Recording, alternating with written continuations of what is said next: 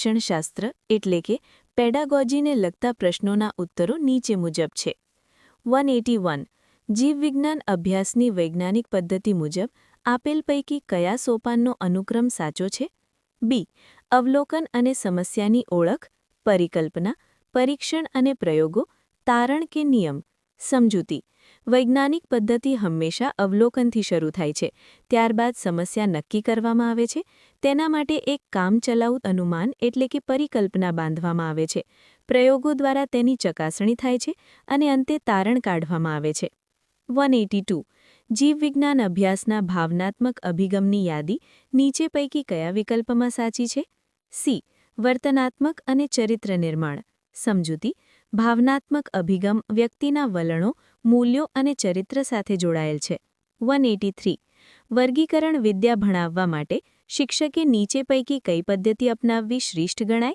કે જેથી વિદ્યાર્થીઓ ઓછા સમયમાં વધુ ઝડપથી શીખી શકે બી લેબોરેટરીમાં જળવાયેલા નમૂનાઓ દ્વારા નિદર્શન કરીને સમજૂતી વર્ગીકરણ માટે પ્રત્યક્ષ નમૂનાઓ જોવાથી વિદ્યાર્થીઓ લક્ષણોને વધુ સારી રીતે સમજી શકે છે ફિલ્ડ વિઝિટમાં સમય વધુ લાગે છે જ્યારે નિદર્શન પદ્ધતિ સમયના બચાવ સાથે અસરકારક શિક્ષણ આપે છે 184 બ્લૂમ દ્વારા પ્રસ્તુત જ્ઞાન ગ્રહણના વિવિધ સ્તરોનો ચડતો ક્રમ આ પૈકી કયો છે બી જ્ઞાન અવબોધ પ્રયોજન વિશ્લેષણ મૂલ્યાંકન સમજૂતી બ્લૂમના વર્ગીકરણ મુજબ શિક્ષણના સ્તરો સૌથી નીચલા સ્તર જ્ઞાનથી શરૂ થઈને મૂલ્યાંકન તરફ જાય છે 185 વર્ગમાં શીખવતા પહેલા કઈ પૂર્વ તૈયારી શિક્ષકે કરવી મુખ્ય જરૂરી છે સી શીખવવાની વિષયવસ્તુ પાઠ્યપુસ્તકમાંથી બરાબર આકૃતિ સહિત તૈયાર કરી નવું ઉમેરવાનું નોંધીને જવું સમજૂતી અસરકારક શિક્ષણ માટે શિક્ષકે વિષયવસ્તુનું ઊંડાણ જ્ઞાન મેળવવું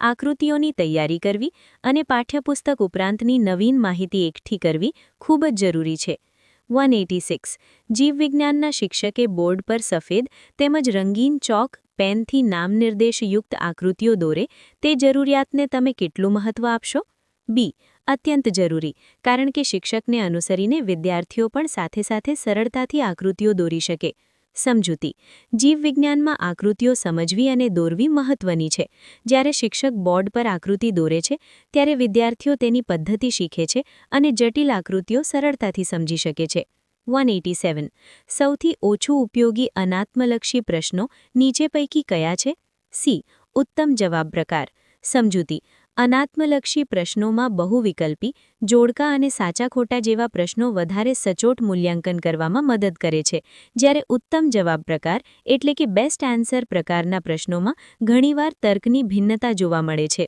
188 શાળામાં કરવામાં આવતા આયોજનોમાં નીચે પૈકી કયો વિકલ્પ સાચું આયોજન સૂચવે છે એ વાર્ષિક આયોજન માસિક આયોજન દૈનિક આયોજન તાસ આયોજન સમજૂતી શિક્ષણમાં આયોજન હંમેશા મોટા સમયગાળાથી નાના સમયગાળા તરફ જાય છે પ્રથમ આખા વર્ષનું એટલે કે વાર્ષિક આયોજન ત્યારબાદ મહિનાનું એટલે કે માસિક આયોજન પછી જે તે દિવસનું એટલે કે દૈનિક આયોજન અને અંતે દરેક પીરિયડનું એટલે કે તાસનું આયોજન કરવામાં આવે છે 189 નીચે પૈકી કઈ નિદર્શન પદ્ધતિ છે ડી વર્ગમાં ચાર્ટ ચિત્રો નકશા કે મોડલ દર્શાવી શીખવવું સમજૂતી નિદર્શન એટલે પ્રત્યક્ષ બતાવીને શીખવવું જ્યારે શિક્ષક નકશા કે મોડલ જેવા સાધનોનો ઉપયોગ કરીને સમજાવે છે ત્યારે તેને નિદર્શન પદ્ધતિ કહેવાય છે 190 આપણા વર્ગોમાં જૂથ ચર્ચા જરૂરી ન ગણી શકાય કારણ કે એ આગળના ધોરણોમાં આપણે વિદ્યાર્થીઓને આવી રીતે શિક્ષણ કાર્યનો અનુભવ આપ્યો જ નથી સમજૂતી ભારતીય શિક્ષણ વ્યવસ્થામાં વર્ષોથી વ્યાખ્યાન પદ્ધતિનો પ્રભાવ રહ્યો છે જેના કારણે વિદ્યાર્થીઓને જૂથ ચર્ચા જેવી પદ્ધતિઓનો પૂરતો અનુભવ મળતો નથી કારણે વિદ્યાર્થીઓને જૂથ ચર્ચા જેવી પદ્ધતિઓનો પૂરતો અનુભવ મળતો નથી 191 જો અમારે ઉચ્ચ શિક્ષણ સુધારણા માટે એક જ સૂચન કરવાનું હોય તો અમે સૂચવીશું કે પરીક્ષા પદ્ધતિ બદલો આ વિધાન કોનું છે સી ડોક્ટર સર્વપલ્લી રાધાકૃષ્ણન સમજૂતી રાધાકૃષ્ણન કમિશન 1948-49 ઉચ્ચ શિક્ષણમાં સુધારણા માટે પરીક્ષા પદ્ધતિમાં ધરમૂળથી ફેરફાર કરવાની ભારપૂર્વક ભલામણ કરી હતી 192 વિષયવસ્તુની પૂર્તિ કરવાની જરૂર તમને લાગે અને તમે ખૂટતી વિગતો અન્ય સંદર્ભ પુસ્તકમાંથી ઉમેરીને ભણાવો તો શું કરવું ઉચિત છે એ. ખૂટતી વિગતના પ્રશ્નો પૂછી વર્ણન સમજાવી વિદ્યાર્થીઓને સંદર્ભ પુસ્તક અને લેખકનું નામ જણાવવું. સમજૂતી. એક આદર્શ શિક્ષક તરીકે જ્યારે તમે બહારની માહિતી આપો છો ત્યારે વિદ્યાર્થીઓને તે માહિતીના સ્ત્રોત એટલે કે પુસ્તક અને લેખક વિશે જણાવવું જોઈએ, જેથી તેમની જિજ્ઞાસા વધે અને તેઓ જાતે પણ વાંચતા થાય. પ્રશ્ન 193. જીવવિજ્ઞાનની લેબોરેટરીમાં જ જો થિયરી પણ શીખવવામાં આવે તો તાસ દરમિયાન લેબોરેટરીમાંથી નમૂના અને માઇક્રોસ્કોપના ઉપયોગ વિશે તમારો શું અભિપ્રાય છે? સાચો જવાબ સી. વિષયવસ્તુ જો ઉચ્ચ સ્તરનું હોય અને કઠિન હોય અને વિદ્યાર્થીઓ પહેલાંના વર્ગોમાં તે ન શીખ્યા હોય તો તેમ કરવું ઉત્તમ છે. સમજૂતી. જ્યારે કોઈ વિષય અઘરો હોય ત્યારે પ્રાયોગિક સાધનો જેમ કે માઇક્રોસ્કોપ દ્વારા પ્રત્યક્ષ જોવાથી વિદ્યાર્થીઓ તેને વધુ સારી રીતે સમજી શકે છે. થિયરી અને પ્રેક્ટિકલનું જોડાણ શિક્ષણને અસરકારક બનાવે છે. પ્રશ્ન 194. શાળાકીય સર્વગ્રાહી મૂલ્યાંકનનો અર્થ શું થાય છે? સાચો જવાબ એ. વિદ્યાર્થીઓના વિકાસ માટેના બધા પાસાઓનું માપન. સમજૂતી. સર્વગ્રાહી મૂલ્યાંકન એટલે માત્ર પરીક્ષાના ગુણ નહીં, પરંતુ વિદ્યાર્થીનો શારીરિક, માનસિક, સામાજિક અને સર્જનાત્મક એમ તમામ પ્રકારનો વિકાસ તપાસવો. પ્રશ્ન 195. શાળામાં શિક્ષક-વાલી મીટિંગ્સ મંડળ અસરકારક ન બને તો આ બધા પૈકી શું કરવું જોઈએ? સાચો જવાબ એ. સમગ્ર વર્ગમાંથી વારાફરતી વાલીઓને બોલાવી તેમના બાળકોની શૈક્ષણિક અને અન્ય સમસ્યાઓ જેવી ચર્ચાઓ સાથે સાંકળવા. સમજૂતી. જો સામૂહિક મીટિંગ સફળ ન થતી હોય તો વ્યક્તિગત રીતે વાલીઓ સાથે સંપર્ક સાધવો જોઈએ, જેથી વાલીઓને પોતાના બાળકની પ્રગતિમાં વધુ રસ પડશે અને શિક્ષણ પ્રક્રિયામાં તેમનો સહકાર વધશે. પ્રશ્ન 196. આપત્તિ વ્યવસ્થાપન ડિઝાસ્ટર મેનેજમેન્ટ શિક્ષણ અંતર્ગત વિદ્યાર્થીઓને શાની તાલીમ આપવામાં આવે છે? સાચો જવાબ છે બી. શાળામાં કે અન્ય ક્યાંય અચાનક જ આગ, ધરતીકંપ, પૂર કે ઇમારત તૂટી પડે જેવી આપત્તિમાં લેવાના જરૂરી પગલાંની તાલીમ. સમજૂતી.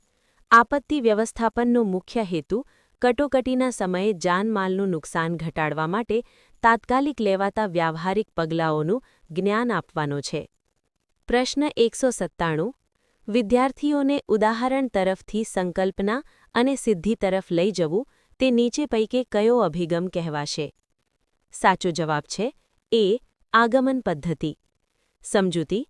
આગમન પદ્ધતિ ઇન્ડક્ટિવ મેથડમાં પ્રથમ વિશિષ્ટ ઉદાહરણો રજૂ કરવામાં આવે છે અને તેના આધારે વિદ્યાર્થીઓ સામાન્ય નિયમ કે સંકલ્પના સુધી પહોંચે છે. પ્રશ્ન 198. શિક્ષક તાલીમી સંસ્થાઓનું નિયમન કેન્દ્રની નીચે પૈકી કઈ સંસ્થા દ્વારા કરવામાં આવે છે? સાચો જવાબ છે ડી. એનસીટીઈ. સમજૂતી.